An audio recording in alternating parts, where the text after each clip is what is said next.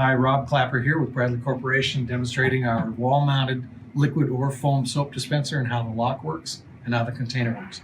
This is a special key. It's like an elevator key. It's also referred to as a barrel key. It's not like any of the other keys that we use. It has a notch on one side of the barrel, and to open up the dispenser, all you have to do is put the notch on the left-hand side. So you insert let's do it so you can see, insert the lock, and you'll notice that the key is parallel to the wall. 1/4 turn, and the whole unit rotates forward.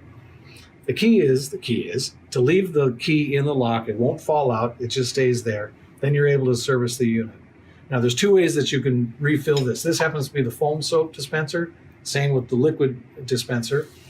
You can either open up the lid and pour it in there. We don't recommend that. We'd rather you pull this unit out, pour the bulk soap into the container so you don't spill any on our mechanism.